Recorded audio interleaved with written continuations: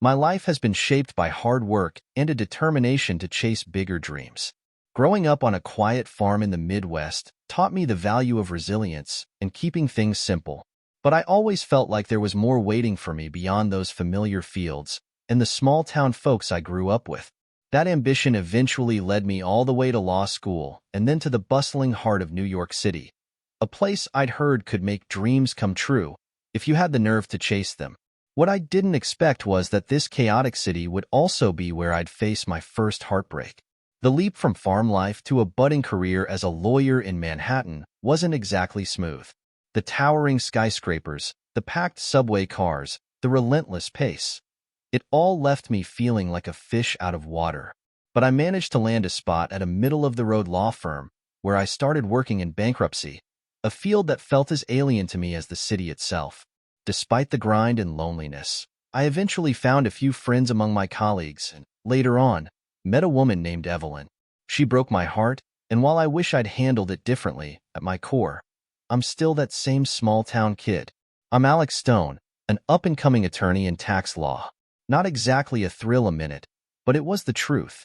Right out of law school, I started on a master's degree in taxation and landed my first and only job at a mid-sized Manhattan firm. My focus? The less-than-glamorous bankruptcy department. I had a tiny apartment, a desk with my name on it, and not much else. That was until I started working under Hank Erickson, the firm's veteran bankruptcy partner. Hank was as sharp as they came, a demanding mentor who expected nothing less than competence but never hesitated to teach. I owe a lot to him. He helped me gain my footing in the field and set me on a path toward real success. But first, I'd have to face heartbreak. Our bankruptcy team was small, just Hank and me most days. Bankruptcy wasn't exactly popular at the firm, so when we needed extra hands, a couple of part-time lawyers would reluctantly chip in. The work often felt strange, almost like being in an upside-down world. Out of my whole law school class, only one other person, Chuck Taylor, had ended up in New York, too. We hadn't been close in school, but our shared Midwestern roots helped us form a bond in the city. Chuck was now with the Manhattan DA's office, recently married, and he invited me to dinner at his place one night. That's when I met Evelyn. She was stunning in that classic New York way, graceful and refined, like she was just made for the city. Her dark hair and green eyes gave her a striking look, and it was hard to believe she'd ended up seated right next to me at dinner. I'm not sure why Chuck's wife, Cara, decided we'd make a good match, but the evening turned into hours of easy conversation. Evelyn wasn't just beautiful, she was clever and confident. At the end of the night, she asked if I'd walk her home to Brooklyn. I suggested a cab, but she preferred the subway, staying close and asking me about myself with genuine interest. At her door, she gave me a kiss that left my head spinning and my heart racing. "Can I see you again?" I asked, barely holding back my excitement. After a bit of juggling, we found time for our first date, ending it with another gentle kiss as she said goodnight. I walked away feeling like the luckiest guy in New York. 5 weeks and a few days later, that luck ran dry. The night before she broke things off, Evelyn mentioned she had other plans, with someone else. His name was Ramon Rivas, the state's commissioner of labor. Tall, charming, and established, he seemed like he'd be a perfect fit for a woman like her. My misery must have been pretty obvious because Hank pulled me aside at work, asking, "What's got you looking like you lost a fight with the subway?" I tried to brush it off, but he wasn't fooled. Soon, he had the whole story. Sitting back, Hank crossed his arms with a look of deep thought. "Alex, when I was your age, this city was run by guys who brought their heritage to work, third and fourth generation immigrants who still mixed in a little of their language or slang. They kept things lively," he said, a bit wistfully. "These days, things are different. The city's leaders come from every background you can imagine, bringing new perspectives with them. Keeps things interesting, I guess." I stared, confused. "Sorry, Hank, I'm not following," I admitted. Hank sighed, leaning forward. "My hope is that you never lose that small-town honesty of yours, Alex. Now, about this guy, Ramon, was it? He's not exactly who he appears to be. He goes by Ramon Rivas, but his full name is Richard Kent Rivas. His father's side comes from the Rivas department store fortune, and his mother's family is Puerto Rican Jewish. He married Sylvia, an influential attorney's daughter, so he uses his mother's last name for a bit of political flair. But remember this, he's much older than Evelyn, married with kids, and he's got a career he's not about to risk. You think she's really interested in him, or just using him to push you along? What if she is with him? I asked, feeling a weight in my chest. Hank shot me a look. How old's Evelyn? 29, I replied. He gave a short laugh. A 29-year-old woman with a ticking clock, and you're a solid 26? If you're 4 dates in, you're either getting serious or getting out. Take your pick. With that talk, I felt a renewed sense of courage. On our next date, I pushed the issue, and she met me with a serious look. If we're moving forward, I need to know you're all in, she said firmly. I could ask you the same question, I replied. Her gaze narrowed. Are we talking about us in general, or someone specific? She asked. I nodded, feeling tense. And what about Ramon? She asked, crossing her arms. After a pause, she admitted. I've been seeing him for a couple of years, but it's nothing serious. My response was immediate. I'm serious, I told her, grateful for Hank's guidance in all this. That night, she took me to bed. I didn't have much experience, but she certainly did, and she wasn't shy about it. Let's just say I barely survived until morning. That week, I ended up staying at her place, and before I knew it, we were talking about marriage. Evelyn was nearly 30, an associate manager at a big-shot financial firm called Sloan Capital. Shortly after our engagement, she got promoted to vice president. I knew she was ambitious, but her organizational skills amazed me. She had our wedding planned in 6 weeks flat. As for her family, she was the eldest of 3 and the only daughter. Her father was a real estate attorney who worked in the surrounding counties and was deeply connected in local politics. They wanted a big wedding, and with just my sister Casey left in my family, it was clear this event would be more about Evelyn's side. My sister, who lives out on the West Coast with her partner, politely declined my invitation to the wedding. My career had finally settled into a predictable rhythm, handling lower-stress tasks on my own while Hank continued to coach me for the future. The bankruptcy department was steady but slow, and Hank often hinted that things would pick up once he retired, leaving me to manage it. You've got the smarts, Alex, and people like you, he said, holding my gaze. But you still need to learn the practical ropes. So I started diving deeper into case law, hoping he'd notice. Good, he'd say. But there are tricks you won't find in any book. The Friday before the wedding, I picked up on a new one. Evelyn and her mother had set the wedding date for Labor Day, meaning we'd have the long weekend for final prep before flying out to the Bahamas on Tuesday. Her parents even insisted on covering the trip. By then, I was too nervous to care. She'd gone to her family's place in Westchester for the week, so we could have some space before the big day. This'll make the honeymoon that much sweeter, she teased, and keep those last-minute jitters from scaring you off. At 10 that morning, the Friday before the holiday weekend and just 3 days until the wedding, I had a hearing in bankruptcy court. It was a simple case to set up the initial orders for a company's reorganization, essentially establishing ground rules for the debtors. For a straightforward case like this, hearings were low-key, usually just a couple of lawyers and a judge. Judge Miller, like me, was a stickler for rules. I got to the office, ready to grab my files and head over, but the clerk told me the judge had opted for a phone hearing instead. As soon as we connected, my nerves kicked in. So, Emily, what's your objection to this order? Judge Miller asked.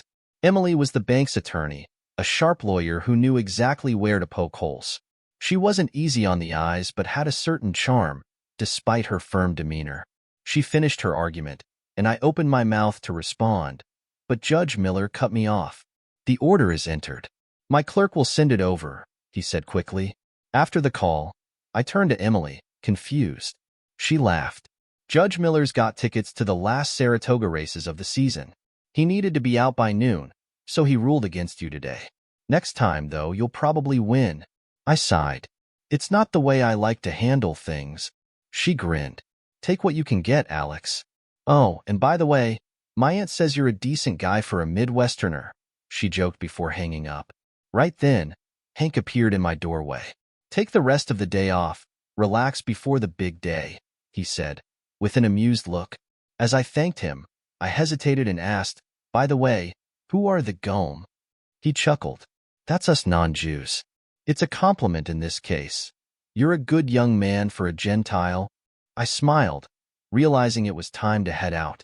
I thought about getting an early start, leaving the city and heading to Evelyn's parents' house in Westchester.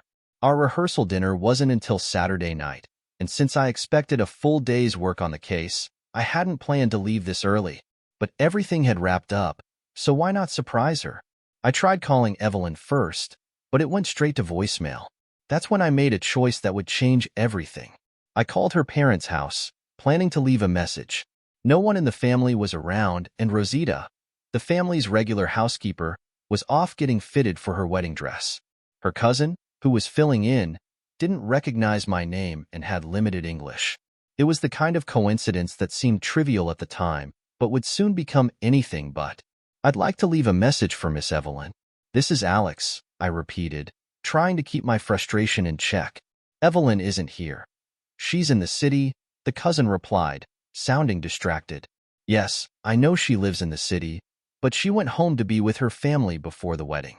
This is Alex. I'll just swing by later, I said, trying to clarify. She's in the city, staying at a hotel. You'll see her tomorrow at the wedding, the cousin insisted. Something about the exchange felt strange, and curiosity got the best of me. Which hotel? I asked. The Plaza, came the reply. I'm not usually one to jump to conclusions, but who wouldn't be suspicious after a call like that? It was nearly noon, and I was starting to wonder why Evelyn would be at the Plaza, of all places. Our reception was scheduled for her family's country club in Westchester, not at the famous Plaza Hotel in Manhattan. A few days earlier, she'd had her bachelorette party, so it couldn't be that. But maybe she and her friends had decided to celebrate again. I needed to know, so I called the Plaza and asked for Evelyn Hughes. No one by that name, the receptionist replied. Some instinct, or maybe a twinge of insecurity, made me ask, what about Ramon Rivas?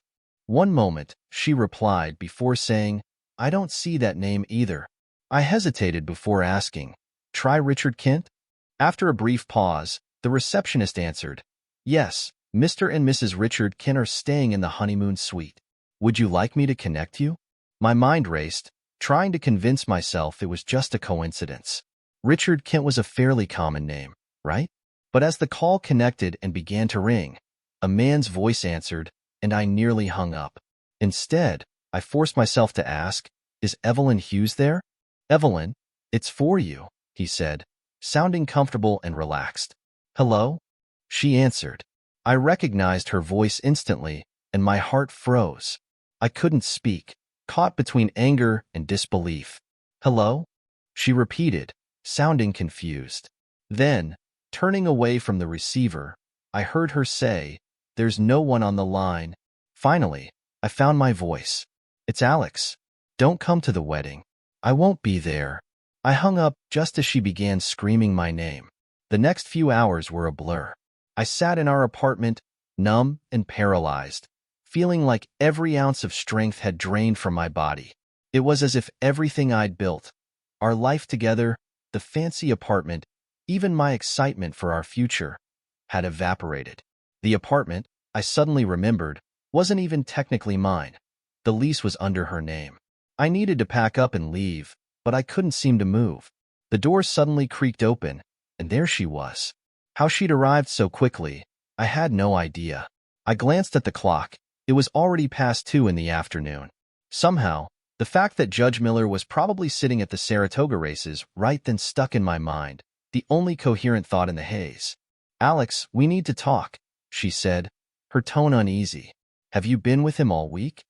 I asked, my voice cold and steady. She stood there in the living room, looking anywhere but at me. We just said goodbye, she answered quietly. So, it didn't actually end until now? I pushed. She grew frustrated. Alex, stop it. You know I love you. How do I know that? I replied, not letting up. I'll never see him again. It's over, she said, her voice more firm. Why? I asked. The question hung heavily in the silence. She hesitated, then softly said, because I'm marrying you on Monday? No, you're not, I replied, my tone hard. Alex, be reasonable. Everything's set up. Over 300 guests are coming, she pleaded, sounding desperate. But I didn't respond. There was no point. I stood, walked past her, and made my way to the door. My decision was made. Where are you going? We need to work this out, she shouted, her voice cracking. I grabbed my suitcase, stepped out into the hallway, and left. She followed, begging me to stay, but her voice grew faint as I descended the stairwell. For the next few hours, I wandered through the city, barely noticing where I was going until I found myself in front of a bar just as the sun was setting. Exhausted and emotionally drained, I stepped inside. The place was packed with the usual Friday night crowd, but I found a quiet corner and ordered a drink. Hey, a familiar voice said. I looked up to see Emily Morrison, known as Sugar in our tight-knit bankruptcy group, standing there, holding 2 drinks. She set one down in front of me. Looked like you could use this, she said. Thanks, I mumbled, taking a swig of the strong drink. It's called a stinger, she explained, smiling. And before you ask, yes, I'm technically breaking a few religious rules by hanging out in a bar on a Friday night, she added with a laugh. Religious? I asked, feeling confused and detached from the conversation. She gave a gentle smile. Just a joke, she said, gesturing around. Then, glancing down at my suitcase, she joked. So, what's with the bag? Should I call my mother and tell her you're crashing with me? She gave me a teasing grin. Suddenly, I remembered the suitcase. Oh, right, I stammered. Well, I had to leave. The apartment belongs to her. Sugar, or rather Emily, didn't press for details. Instead, she shared funny stories about cases we'd worked on and colleagues we both knew. Bankruptcy law was a small world, and everyone seemed to know everyone else. She kept my glass full and tried her best to make me laugh. I had a feeling she already knew I was supposed to be getting married soon, but she didn't seem surprised to find me sitting in a bar with my life packed in a suitcase. The only clear memory I have of that night was Emily flagging down a car and helping me into it. You're not far from home, she said kindly. Later, I drifted into a strange dream where Evelyn was pinning me to the bed, laughing with a confidence I hadn't seen before. I felt a desperate need to leave the room, and when I finally got out of bed, I suddenly realized. I had no idea where I was when I finally opened my eyes. The room felt unfamiliar, and for a moment, I was completely disoriented. Then, with a sharp jolt, everything flooded back. I'd left Evelyn in the apartment, but this wasn't it. My head throbbed, and my thoughts felt tangled. I vaguely remembered going to that bar on Court Street, drinking alone. Then a friend showed up, though for a minute I couldn't recall who. And then it hit me. Amanda, Sugar. But why had she been there? And why was I now waking up undressed in some strange bed? I was in a small, simple room with just enough space for a double bed, pushed against a window that stretched halfway up the wall. While I was alone, the rumpled sheets next to me hinted that someone else had been there too. The room felt more like an oversized closet with a bed than an actual bedroom. There wasn't even a closet in sight, and my clothes were missing. At least there was a door, though it barely opened since the bed was blocking it. I peeked out into a slightly larger room, one wall lined with a window that let in just enough light to reveal I was in a basement apartment, a so-called English basement, where the windows start just below the sidewalk. From what I could see, the room was divided into a tiny kitchen and dining area, with a couple of chairs by a bay window doubling as a living room. Seeing no one else, I slipped out of the room, hoping to find my clothes and maybe a bathroom. Just as I reached a door at the far end, it swung open. Amanda stepped out, wrapped in a robe, drying her wet hair with a towel. "Oh, you're up," she said, catching sight of me. It must be almost noon. I instinctively covered myself, which made her chuckle. A bit late for modesty, don't you think? I saw everything last night, she teased, and I darted past her, assuming the door led to the bathroom. Luckily, I was right. After shutting the door, I leaned against it and sighed in relief. The bathroom was tiny, barely enough space for a shower stall, but I decided to freshen up. The hot water cleared my head, though it didn't answer my biggest question. What exactly happened last night? Feeling a bit more alert, I looked around for a towel but found none. Still damp, I had no choice but to step back into the main room, hoping Amanda had one I could use. But to my surprise, we weren't alone. A young woman with dark hair was sitting at the table, grinning at me. Amanda was by the counter, pouring coffee, completely unfazed. "How do you like your coffee?" she asked, as if me standing there wrapped in nothing but air was the most natural thing in the world. "Could I at least get a towel?" I asked, ducking back behind the door. Both women burst into laughter. Amanda pointed with the coffee pot toward a small closet by the front door. "Help yourself," she said, barely containing her grin. "Your clothes and suitcase are in there too. Apparently, you threw them off last night." With as much dignity as I could muster, I darted over to the closet and opened it. My clothes were neatly hung up, my shirt and suit hanging on a small rack, and my underwear folded on top of my suitcase. I grabbed my boxers and threw them on, pulling my shirt over my head as I could still hear them giggling behind me. "Oh, and Alex, this is my sister, Nina," Amanda said, introducing me with a mischievous smile. "Hello, Mr. Stone," Nina greeted me, smiling wider. Hi," I replied, glancing away as I pulled my jeans on. "You don't have to get dressed on my account," Nina teased. "I may be the younger sister, but I'm married with 3 kids. It takes a lot more to shock me." I quickly buttoned up and took a seat at the small table. "Black coffee, no sugar," I mumbled, craving caffeine to clear the fog in my head. But Nina giggled and nudged her sister, whispering loudly enough for me to hear. "I think he got his sugar last night." They both burst out laughing, clearly amused by my discomfort. I took a sip of the coffee Amanda handed me, trying to ignore the pounding in my skull. Just then, Nina's phone rang. She pulled it from a large leather bag resting on the floor. "Oh, hi," she said into the phone, listening for a moment before lowering her voice to a whisper. "Yes, I'm with Amanda. She has company, but I haven't mentioned it yet." There was a long pause before Nina glanced over at Amanda, who was subtly waving her off. Ignoring her sister, Nina continued into the phone. "Yes, it's a man," she said, grinning. "Handsome, but a little shy. No, he's not Jewish, trust me. I got a good look when he came out of the shower." Nina was laughing so hard she could barely get the words out. "She wants to talk to you," Nina said, handing the phone to Amanda. "Hello, Aunt Hester," Amanda said, rolling her eyes as she took the call. "No, I haven't forgotten.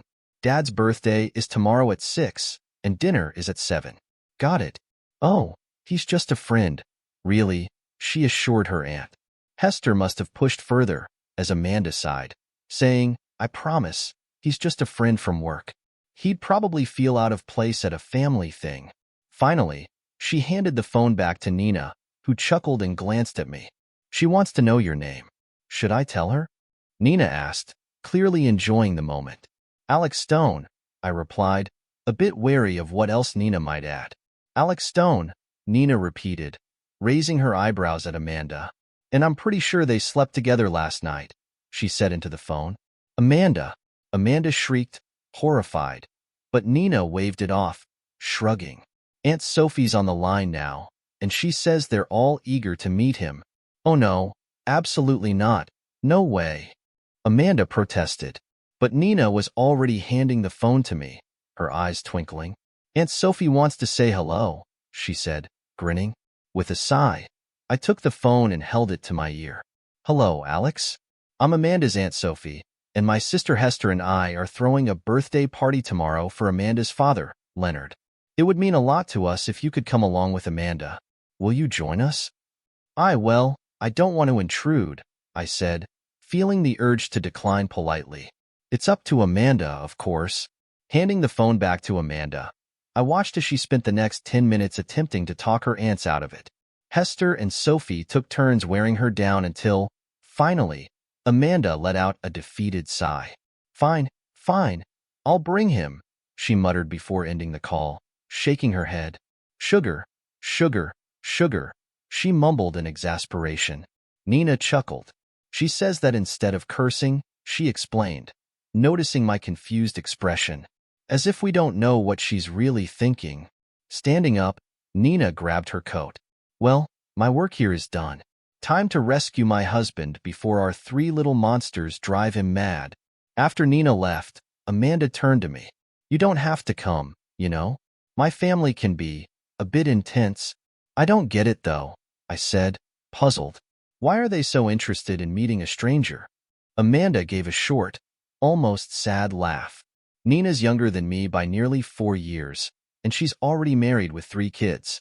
I turned 30 last year, and my whole family acts like I should have a ring and a nursery by now. They all think my biological clock's on their schedule, not mine.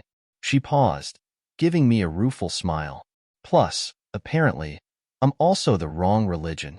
At least I'm the right gender, though. We both laughed, and she continued. I used to have a roommate to help cover rent here. $3, $500 a month is steep, even for junior bankruptcy lawyers like us. I nodded, fully aware of the low pay in our field. Then something clicked. Wait, but there's only one bed, I began, realizing. She caught on immediately. Oh, my roommate was a woman, yes, but don't go jumping to conclusions. I'm not strictly into women. She gave a little smirk. Let's just say I have to be a little tipsy for things to go in that direction. She glanced away, almost shyly. My roommate, Jesse, wanted something more serious, and that's just not what I was looking for. So now here I am, a mostly straight, single Jewish woman with too many opinions and not enough patience for my family's matchmaking.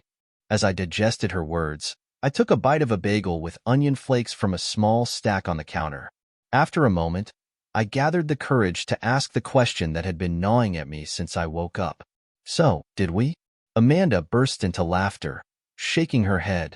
Yes, we did sleep together, although I could have done without you calling me Evelyn. Sorry, I muttered, feeling my face flush. Don't be embarrassed, she said with a grin. We were both pretty drunk. Was I really that bad? I asked, embarrassed but curious. You were very, very drunk, she confirmed with a smirk. I went silent, sipping my coffee, still trying to wrap my head around everything. Just yesterday, I was a man engaged to be married, ready to start a new chapter of my life with Evelyn. Now, I'd lost that future, and here I was, piecing together last night's events with Amanda, my colleague. It was surreal. This is too much, I muttered. What is? She asked, leaning in. All of it, I replied, struggling to find the right words. Losing Evelyn and now, sitting here with you. Amanda didn't laugh. She looked like she wanted to, but instead, she spoke softly. You've been through a lot with Evelyn. If you want, you could stay here today. Take it easy. I considered it for a moment and then nodded. I don't think I can handle being alone right now. If you don't mind, I'll stay. She smiled, nodding. I think that sounds like a plan. And with a mischievous grin, she added, might as well enjoy my hetero phase, right? We shared a laugh, and eventually, we ended up back in bed. Being with Amanda was a completely different experience. She was confident, playful, and her enthusiasm surprised me. Wow, you really enjoy this, I said, half joking. It's been a while since I've been with a guy, she replied with a small laugh. But not with women? I asked, curious. She looked at me thoughtfully. I've probably been with more women than men, if that's what you're asking, she admitted. But honestly, it's not just about that. She lay down beside me, her gaze soft but serious. She propped herself up on her elbows, looking directly into my eyes. Nothing compares to a real connection, she said quietly. In a relationship, I need more than just, I need respect, understanding, someone I can actually connect with. I met her gaze, something stirring in me as I asked, think I fit that description? She grinned. You're a respectable partner, for sure. And from what I can tell, your ex-fiancé taught you well. I wasn't quite sure how to respond to Amanda's words, but I couldn't deny the truth in them. Evelyn had certainly left her mark on me in certain areas. Amanda continued, You're here in my bed because you're a good guy, Alex. I've been paying attention, You've always treated people decently, especially women, and that's rare these days. I felt myself flush slightly. That's nice to hear, but does all this apply to a rookie lawyer just trying to get by? Sounds like you've been keeping tabs on me. Oh, I have. I saw you on Court Street last night and followed you into the bar. If Evelyn Hughes lost track of a good man, I wasn't about to let the chance slip by.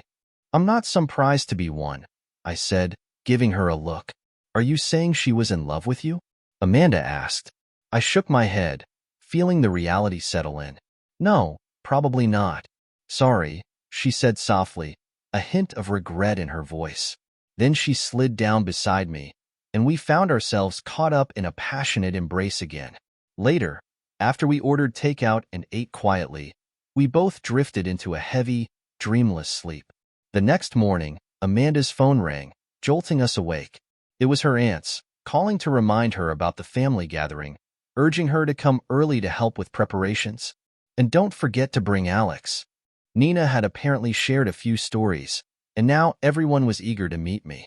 I don't know what Nina told you, but he's not my boyfriend, Amanda replied firmly. Well, bring him anyway. We'd like to meet him, her Aunt Sophie insisted over the phone. When she hung up, Amanda turned to me. As far as I can tell, they're expecting you to show up as my date. But you really don't have to go, she said, watching me closely. I shrugged, trying to keep things light. What else would I do? I'd rather not sit around thinking about everything with Evelyn. All right, she agreed, smiling slightly. But just know, you'll be scrutinized as a potential suitor. Well, technically, I'm still a groom-to-be, I said, managing a small smile. But maybe we can keep the ex-fiancé drama under wraps? No problem, she said. As far as today goes, that woman doesn't exist. But you know you'll eventually have to face her, Amanda warned. I sighed, feeling the weight of it all. I know, but I'm not going through with the wedding now. It's over. Amanda raised an eyebrow. Don't be too hasty. Calling it off might come with more fallout than you realize. This won't just disappear quietly. What are you saying? It's not like she'd ever admit the real reason we're done, and I'm certainly not explaining it to anyone, I said, a bit defensive. She gave me a patient, almost pitying look. Oh, Alex, do you honestly think no one knows about Commissioner Rivas and Evelyn Hughes? People talk, especially when it's been going on for years. I felt a sinking feeling. I thought she broke things off with him. Amanda gave a knowing smile. Not exactly. Evelyn was seeing Rivas the entire time she was with you. I frowned. But why involve me at all if she wanted to keep things going with him? He's aiming for a run at governor next year, Amanda explained. Your engagement was supposed to help him keep his image clean. And you were perfect, young, steady, and respectable. Exactly the type of guy she could bring home. I raised an eyebrow. A respectable choice for a woman with a married politician on the side. Huh? She nodded. Exactly. You were the perfect decoy, someone who looked good on paper to help her brush off the gossip. She played you like a violin, as they say. I scoffed, shaking my head. She could have at least been honest at the end. Amanda shrugged. Well, you got a bit of your own back, didn't you? I mean, you could still head to Westchester, put on a brave face, and get married tomorrow. That's not happening, I replied, my tone sharp. Hey, don't do anything rash, she warned, leaning closer. If you don't show up, people will talk. And talk won't help you. Commissioner Rivas might be untouchable, but for a junior lawyer like you, even a hint of scandal could make things messy. My stomach twisted. Are you saying I'll lose my job? Amanda looked me in the eye. Not just your job, your whole career. Firms don't hire attorneys who've rocked the boat in ways that embarrass powerful people. I sat back, feeling the weight of her words. Amanda, I may be a simple guy from Iowa, but when Evelyn agreed to marry me, she made a commitment. She didn't keep hers, so why should I keep mine? Amanda gave me a wry smile. Come on, you stubborn Midwesterner. Get dressed. I'm taking you to meet my family. They'll be thrilled to see a real, live Presbyterian in the flesh. Actually, I'm Lutheran, I corrected with a grin. She winked. Same difference. At 5 p.m., we caught a yellow cab heading to Amanda's family home on Beverly Road.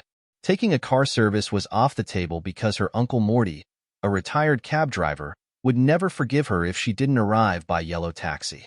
Morty now lived with his sisters, Hester and Sophie, in the old family house they'd inherited, and I had a feeling this was going to be a day I wouldn't forget. Amanda's Uncle Morty had been married once, but his wife left him for a shoe salesman about 30 years ago, a topic no one in the family ever mentioned. Aunt Sophie's husband had been killed in Vietnam, and Hester had never married at all. Amanda's father, Leonard, the youngest of the siblings, was the only one with kids. Amanda and her younger sister, Nina, who along with her husband Jerry, had 3 lively children. The family's home was a large 2-story house in Flatbush, Brooklyn, in a section real estate agents had rebranded as Demas Park. When we arrived, I noticed it was on a busy avenue, not at all like Amanda's quiet apartment overlooking a small park. The house was built in the Queen style, larger than the typical city home but still cozy, with a well-worn charm. Aunt Hester, a short, stocky woman with steely gray hair, greeted us at the door. She hugged Amanda, calling her Mandy, and then turned to inspect me with a long, appraising gaze before nodding approvingly. "Not bad at all. Handsome young man," she declared. "Oh, I think he's more than handsome," Aunt Sophie chimed in, emerging from deeper inside the house. Sophie was taller than her sister, with dark hair and a more serious expression. After a warm hug for Amanda, the aunts led us into the bustling kitchen, filled with the aroma of roasting meats and vanilla. A large birthday cake sat on the counter, waiting for the evening's celebration. "Mandy, can you peel these potatoes?" Sophie asked, passing Amanda a peeler and a colander full of freshly washed potatoes. "I'll borrow your young man to help set the table," Hester said, grabbing my arm and leading me through a swinging door into the formal dining room. It was a long, elegant space with rich, burgundy carpet covering the parquet floors and dark oak paneling halfway up the walls. Above, wallpaper patterned with roses drew the eye to a ceiling of carved mahogany and oak. A modest chandelier hung from a medallion, casting warm light over the room. Hester guided me to the china cabinets lining one wall, packed with porcelain and glassware. She gestured toward one of the cabinets. "We're using these plates today," she said, smiling. "It's not easy being Jewish, with all these different sets of dishes." I remembered something about kosher kitchens and different dishes for meat and dairy and nodded, though I wasn't entirely certain of the details. She handed me a stack of the plates, each piece sturdy and beautifully crafted, and we started setting the large table covered with crisp white linens. Curious, I glanced at the plates and napkins. The porcelain was from England, the linens from Ireland. It was clear everything in this house was chosen with care, a reflection of the people who lived here. As we worked, Hester struck up a casual conversation, asking about my background, my family, and what had brought me to New York.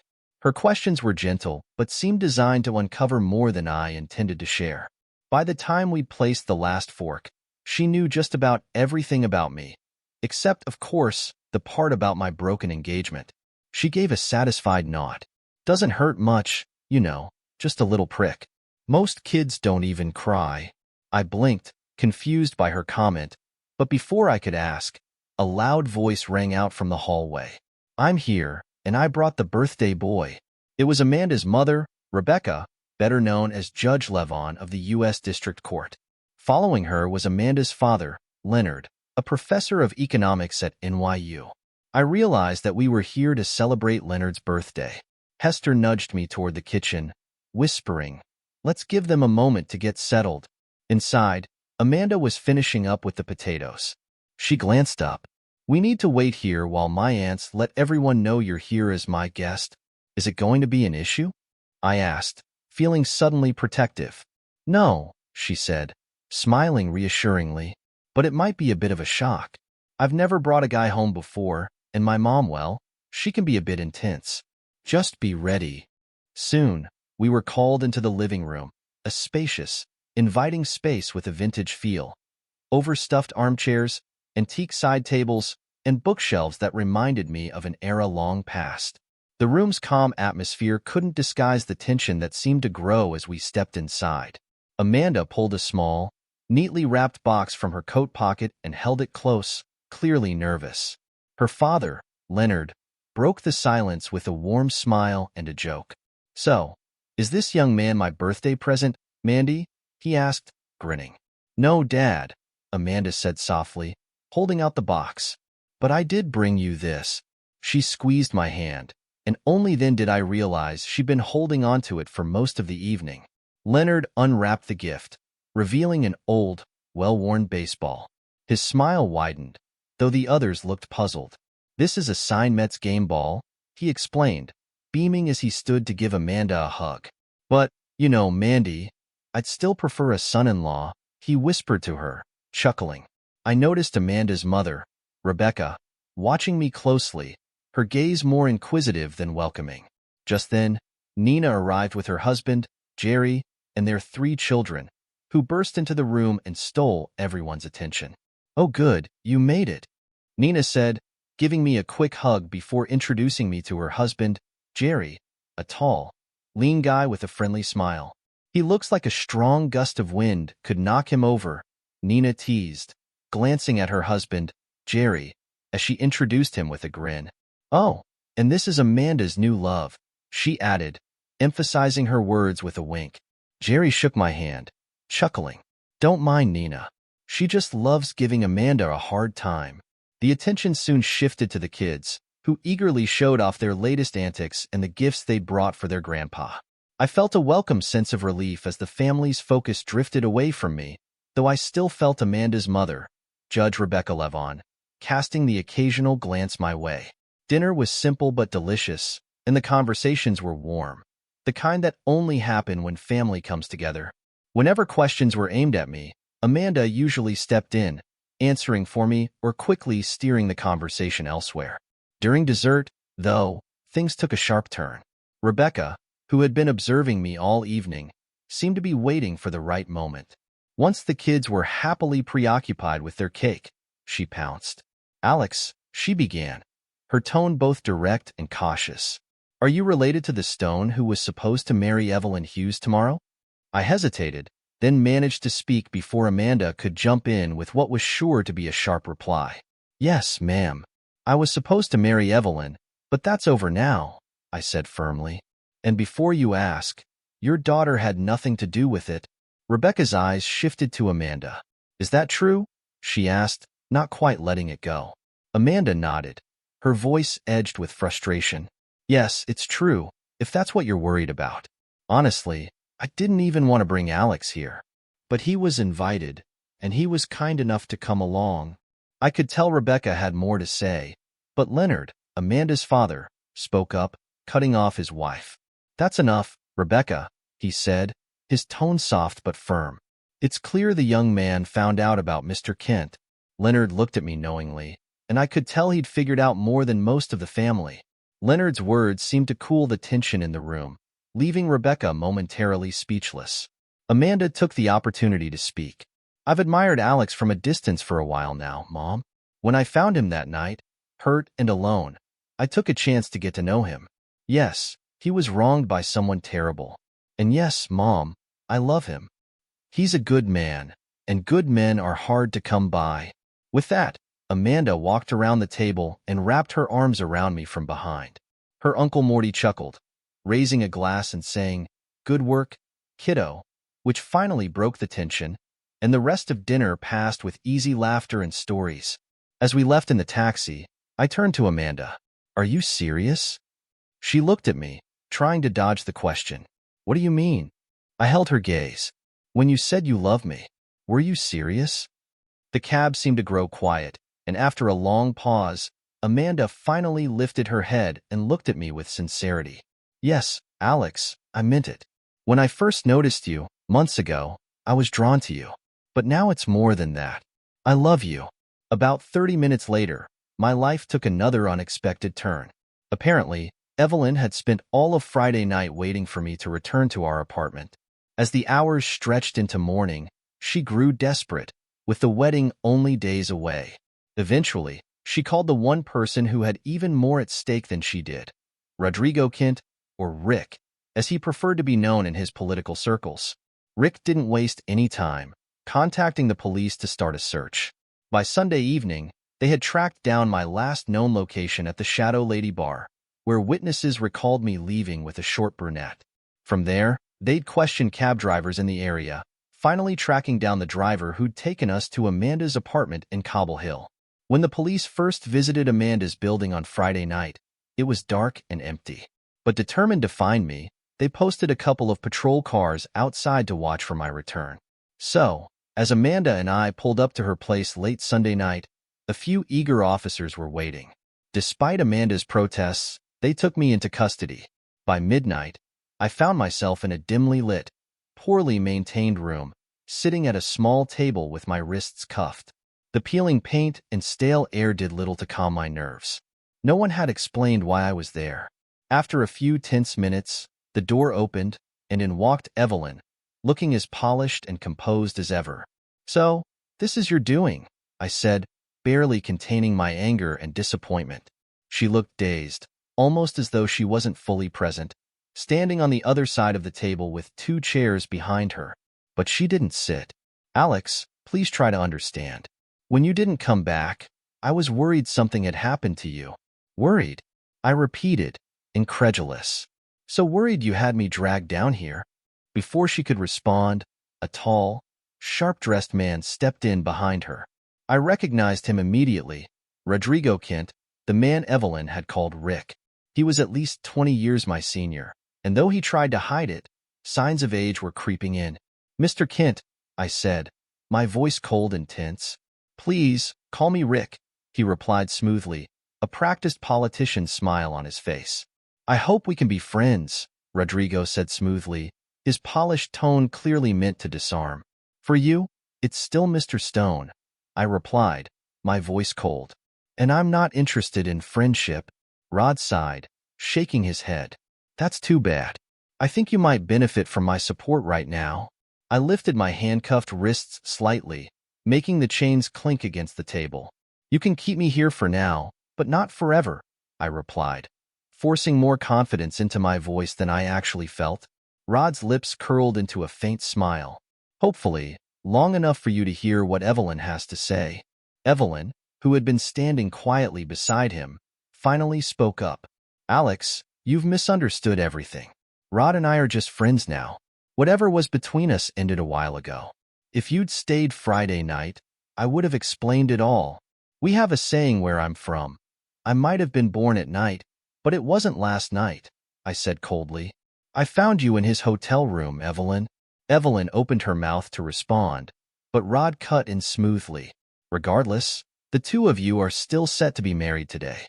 It's in everyone's best interest to go through with it. Not a chance. I'm not marrying a liar," I said, my voice hard. Evelyn let out a small, anguished cry, but Rod only gave me a warning look. "Language, Alex. Let's keep things civil. Or would you rather I call her something else?" I shot back. "It's what she is." I could tell my words struck a nerve, though Rod managed to keep his mask of calm. Evelyn turned away, tears slipping down her cheeks. Rod's expression remained unreadable, his tone steady. "Alex, if you refuse to marry Evelyn, there will be consequences. This is a high-profile wedding. Reporters are already waiting for the ceremony. If you call it off, the scandal will destroy her reputation and mine. And believe me, your career will go down with it. A bankruptcy lawyer with a promising start, but no firm in town will hire you if you back out now." I gave him a scornful smile. "I wouldn't marry her even if it meant becoming the firm's senior partner." Rod let out a long breath, turning to Evelyn, who muttered through her tears, "I told you he wouldn't listen." But Rod pressed on, his voice calm and measured. "Fine, Mr. Stone. How much will it take for you to go through with the marriage?" "You don't have that kind of money," I replied. Rod didn't blink. "Think of it as a temporary arrangement. A year, maybe 2. After that, a quiet divorce. We can keep it respectable." "And what happens when people start asking questions after we split up?" I challenged. He stayed composed, clearly a master negotiator. "By then, the situation will be my responsibility to handle." "So, what's your price for 2 years of marriage?" I stared at Evelyn, my suspicions growing. "How long has she been pregnant?" Evelyn turned toward me, her face icy. "It could be yours, you know." "Maybe," I said, refusing to back down. "But I'll be waiting for the DNA results." Rod's face remained impassive. "Name your price." "There isn't enough money in the world," I replied, my words sharp enough to cut. At that moment, the door opened and a short, bald man in his 60s walked in, flanked by 2 officers. "Mr. Kent, Ms. Hughes," he greeted them, then turned to me. "You must be Alex Stone. I'm your attorney, Saul Levitt," he said, placing a firm hand on my shoulder. "Here's a copy of the writ of habeas corpus I just filed," he added, handing a document to Rod. "A bit late, Saul," Rod replied, his tone betraying a hint of irritation. Saul stayed calm, unfazed. Things were moving slowly. Rod made a final attempt to regain control, threatening to initiate a commitment order. But Saul dismissed it coolly, explaining that the warrant was invalid since it hadn't been filed by my sister, my only living relative. Realizing he'd lost, Rod backed off, shrugging as if it were all the same to him. Saul led me out, where Amanda was waiting, visibly relieved. I later learned her mother, Judge Levon, had called Saul in the middle of the night to arrange my release. That was the last time I saw Evelyn. Her supposed pregnancy never resulted in a child, likely a decision to avoid the scandal that would have damaged Rod's ambitions. As for his threat to destroy my career, fate seemed to intervene on my behalf. I was on my honeymoon from September 2nd through the 14th, 2008. By the time I returned on the 15th, the collapse of Lehman Brothers had thrown the financial world into chaos. Hank Erickson became the busiest partner in the firm, and I found myself indispensable, working on bankruptcy cases at all hours. Amanda and I worked side by side, pulling 90-hour weeks for the next 6 months, and soon after, we married. As it turned out, the timing was perfect, since Amanda's pregnancy was already starting to show.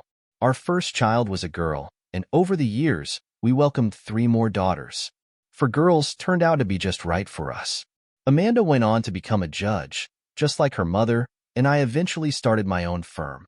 When people ask about the secret to my successful career and marriage, I tell them it all began with a broken heart, a fresh start, and a woman who reminded me that life, even at its messiest, has a way of working out in the end.